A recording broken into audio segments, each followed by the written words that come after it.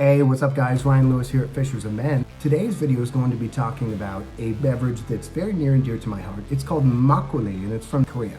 We're going to cover a bit about what it is, as well as how to make it, and most importantly, how to enjoy it. Stay tuned.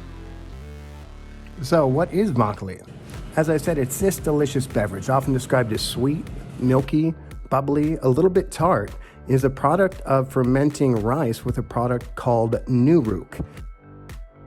This is the product after the fermentation. You can use the base to make makgeolli, which is what we're doing today, or you can take the liquor at the top, distill it, and make soju. Makgeolli is the oldest beverage in Korean history from my understanding.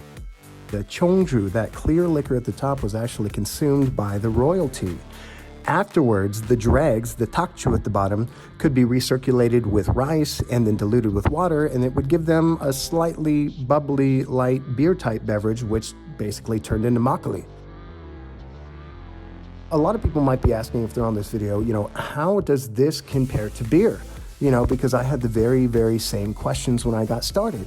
And you can break it down with this little chart I put together here, just very high-level variables to compare them.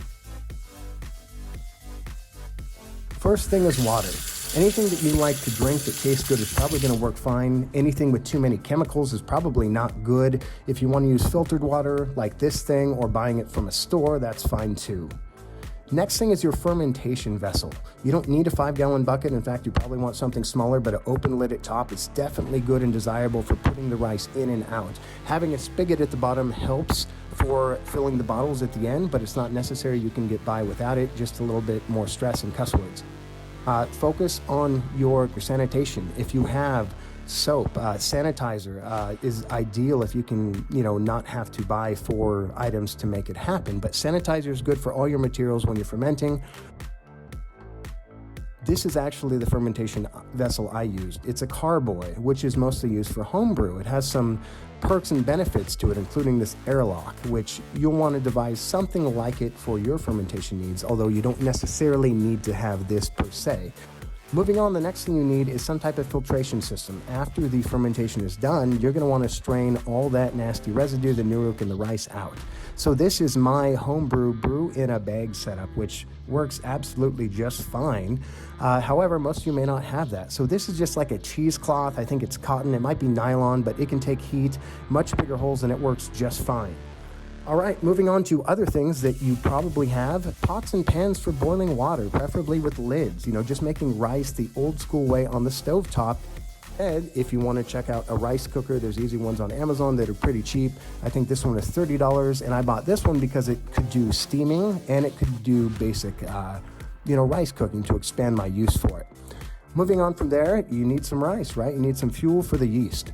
So that being said, you got to do short grain rice. This is Japanese rice, and the Koreans that tried it thought it tasted just fine. So I'll leave that to you. Do with it what you will. Moving on, this is the most important ingredient and what sets this apart from everything else. This is called Nuruk, an enzyme powder. This is a product, as I was saying, used to make fermentation base for a number of Korean spirits. It's a very uniquely Korean product. I bought mine online. You can get yours at H Mart, Lotte Mart. Any big city should have a Korean mart that you can go pick this up. And finally, I picked these up at Amazon. I'll put a link in the description, but you could use anything that you could close a top, like an old juice bottle would work good. Anything that you could really screw a top on and lock in the air and stop fermentation. That's kind of what we're looking to do here. So, makgeolli is a fermented beverage. It doesn't care where it's brewed or how it's brewed. However, as with many countries' specialty food and drink items, there are some very traditional ways to make makgeolli. And I took it upon myself, just in terms of science, as an amateur brewer and zymologist, to try both ways. Then I'm going to compare the two when they're fermenting and see if the end result is any different according to the Koreans who actually tasted the stuff. So stay tuned.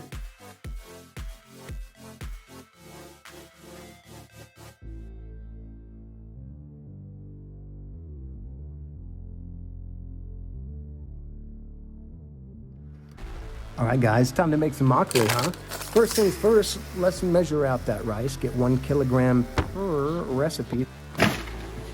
And you're gonna wash this rice. Being someone who's not very familiar with rice, I did it a noob way. What you should do is take the colander that you see right there that I'm straining the rice in, and you should put the rice in that, dip it in a deep bowl of water, and then it simplifies the entire process. Here are two ways not to do it. My Korean girlfriend is making fun of me as I'm editing this, but as I said before, take a colander, put your rice in it, then dip it in this bowl full of water, which will simplify the rinsing and the entire process. So rinse it about 5 times so it's nice and clear, and here you have 2 nice 1 kilogram batches of rice.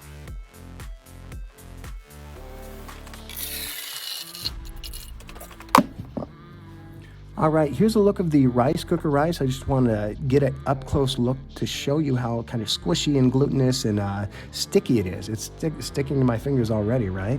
And that's going to be compared to the steamed rice, which is the more traditional way. You soak it and then you steam it. And that's going to look, I mean, as you can see, it's totally different. Because now we're going to get ready to add all your rice to your fermentation vessel. And then you're going to add your Nuruk.